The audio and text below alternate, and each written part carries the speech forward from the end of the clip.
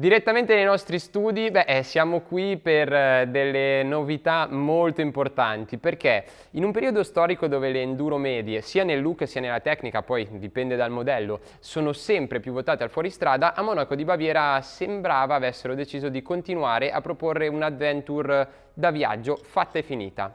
E invece ieri, il 7 settembre 2023, ha debuttato la nuova BMW F900 GS e F900 GS Adventure. Facciamo un attimo il punto, perché l'attuale 850 GS è un endurone a tutti gli effetti, ruota anteriore da 21, sospensioni a lunga escursione e look fuoristradistico. Il problema, se così vogliamo chiamarlo, è che la 8,5 non si caratterizza e non si è mai caratterizzata come una vera amante del fuoristrada, dei salti e un po' in generale degli atti estremi, che invece attirano molte delle attuali concorrenti e che, almeno dalle immagini e dalle informazioni che abbiamo, sembrerebbero stuzzicare molto anche la sua sostituta. Che la nuova F900 GS sia più affamata di terra lo si intuisce al primo sguardo. Le sovrastrutture, o meglio quelle che sono rimaste, dato che il telaietto posteriore è in bella mostra senza nessuna copertura, sono state completamente ridisegnate per ottenere un look un po' più filante. E se a prima vista la 900 GS vi sembrasse più leggera rispetto alle versioni precedenti, non sbagliate affatto. Ruote sulla bilancia, la differenza di peso tra la 8,5 e la nuova 900 è di 14 kg. Non so se ci siamo capiti, 14 kg. Il merito di questo risultato è anche del nuovo serbatoio, che diventa in plastica ed è meno capiente di solo mezzo litro, ma più leggero di 4,5 kg. Resta invece più tradizionalista il design dell'Adventure, che al contrario della standard continua a proporre il classico becco anteriore e il faro asimmetrico, più simile quindi alla 8,5 attuale. Sulla 900 GS cambia ovviamente anche l'ergonomia, con la triangolazione sella pedane manubrio che è stata rivista. Il manubrio si trova più in alto di 15 mm, le pedane invece sono state abbassate di 20, in modo da consentire a chi è di gamba più lunga più spazio per distendere le gambe appunto durante la guida quando si è seduti, e più agio quando si va a stringere la sella, una distanza maggiore tra pedane e sella per stringere al meglio la moto in fuoristrada. Chiude in bellezza poi la nuova leva del cambio e il nuovo pedale del freno, che possono essere regolati per agevolare la guida in piedi. Le promesse di una maggiore vocazione off-road, fatte dall'estetica e dalla dieta ferrea alla quale è stata sottoposta la media, se così vogliamo chiamarla, di Monaco, sembrano essere confermate dalla ciclistica grazie all'arrivo di un nuovo pacchetto sospensioni. La forcella da 43 mm di diametro, firmata niente meno che Showa, assicura 230 mm di escursione ed è regolabile in compressione, nel ritorno e nel precarico. Il monoammortizzatore ZF invece è collegato direttamente al forcellone in alluminio ed è regolabile solamente nel precarico e nel ritorno, e può essere gestito elettronicamente dal sistema Dynamic ESA, che però è disponibile come optional solamente per la GS Adventure. Per quanto riguarda le ruote, tassativamente a raggi, chi si aspettava il debutto della posteriore da 18, rimarrà deluso, visto che la nuova F900 GS conferma la più stradale misura di 17.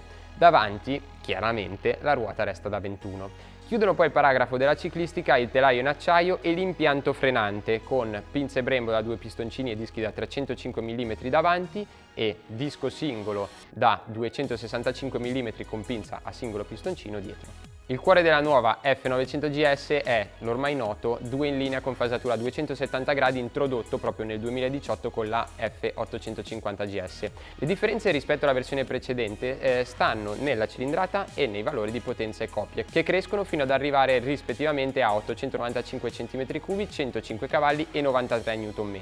Inoltre le curve di coppia e potenza si distendono in modo più omogeneo verso l'alto per garantire un'erogazione più piena e un'accelerazione più rapida.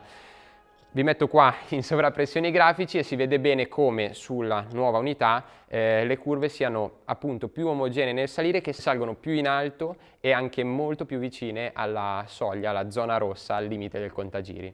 E questo ci lascia presagire, sperare in un motore un po' più pimpante, no? Un po' più aggressivo sia ai bassi sia agli alti, che sicuramente non farebbe male a una moto come la GS. Per l'occasione si aggiorna anche il pacchetto elettronico che, pur confermando tutte le denominazioni precedenti, viene rivisitato per rispondere a esigenze del nuovo propulsore e garantire interventi più precisi dei controlli sia su strada sia in fuoristrada. Di serie sono disponibili le mappe Rain e Road, il controllo di trazione DTC e l'ABS Pro con funzione cornering, mentre come optional sono proposti il sistema di gestione della coppia rilascio e il DBC Dynamic Brake Control, oltre alle mappature Enduro e Dynamic.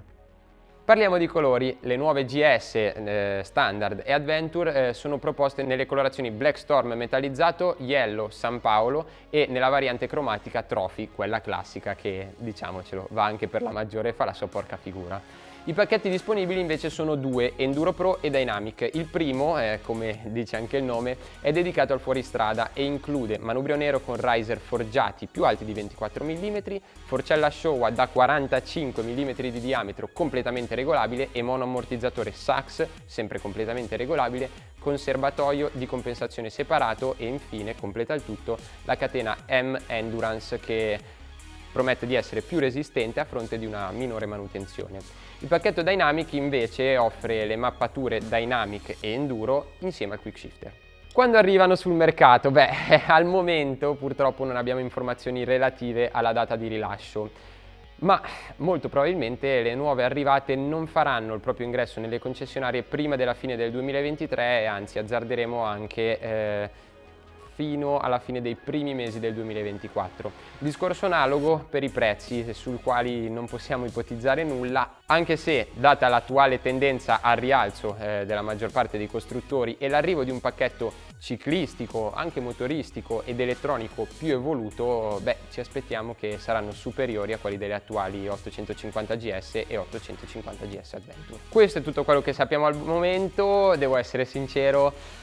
Appena le ho viste, soprattutto la versione standard, magari non è più caratteristica come un tempo col faro asimmetrico, con il beacon, non sa più tanto di GS per certi versi, però mi ha fatto venire una voglia di saltarci in sella e scoprire com'è da guidare, soprattutto in fuoristrada, perché la moto è molto intrigante, c'è quella parte posteriore senza neanche una copertura, senza una sovrastruttura, manca praticamente anche il parafango inciso. Si potranno utilizzare sia le borse morbide in configurazione standard oppure con i telaietti le borse di alluminio originali, quindi se volete viaggiare non preoccupatevi, ma per quello c'è anche la Adventure che rimane un po' più classica in questo senso, però a vedere quel retrotreno lì, mi sembra una moto che non sa tanto di BMW, ma in senso positivo, è una cosa nuova che non mi sarei mai aspettato sinceramente, una rivoluzione del genere, quei 14 kg in meno, poi c'è gran leggerezza,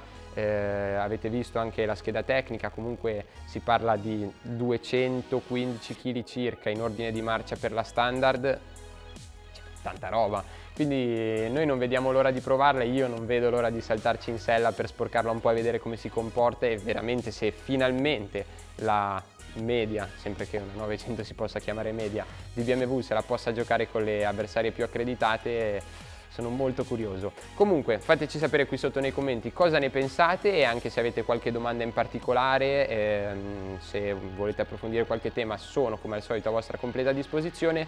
Non sono entrato nel dettaglio di ogni singolo dato tecnico, ma vi lascio apposta la scheda tecnica prima dove potete bloccare il video per studiarvela proprio bene, oppure fate un giro sul nostro sito redlive.it dove trovate l'articolo. Noi ci vediamo al prossimo video.